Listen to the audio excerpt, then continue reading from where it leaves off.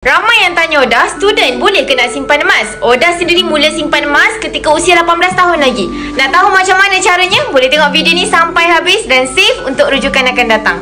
Pada tahun 2017, iaitu 8 tahun yang lepas, Odah dapat anugerah kecemerlangan SPM dapat RM1,000 daripada Kerajaan Negeri Pahang. Itulah kali pertama Odah diperkenalkan dengan simpanan emas oleh abah Odah sendiri, iaitu dengan item 1 dinar ni. Odah mula simpan emas dengan item 1 dinar ni, yang mana ketika itu harga 1 dinar ni hanyalah 600 lebih saja. Tak sangka hari ni 1 dinar yang sama harganya telah mencecah lebih RM2,000. Kalau Odah jual 1 dinar ni hari ni, dah untung lebih RM1,000 dah pun. Padahal Odah mula simpan emas 8 tahun yang lepas dalam keadaan tak faham apa-apa, tak ada ilmu pun tentang simpanan emas. Tapi bila Odah mula je simpan emas dan Odah dapat emas fizikal 1 dinar ni dekat tangan, Odah rasa makin ketagih nak tambah lagi simpanan emas ni.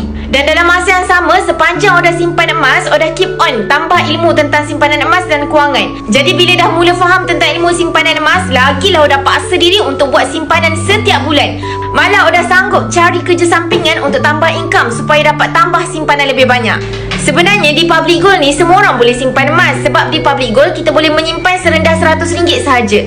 Jadi kalau tuan-puan ada bajet RM100 ke RM200 ke setiap bulan, tambah dulu simpanan emas sebelum tuan-puan belanjakan duit tuan-puan dekat tempat lain. Jadi untuk student di luar sana, mulalah simpan emas bermula daripada sekarang. Dapat je duit PTPTN, duit biasiswa, duit daripada PAMA, simpan sikit, barulah guna untuk keperluan-keperluan lain. Sebab apa? Simpanan ni lah yang akan kita guna bila kita habis belajar nanti, untuk kahwin tanpa hutang, untuk beli rumah, untuk beli kereta dan sebagainya.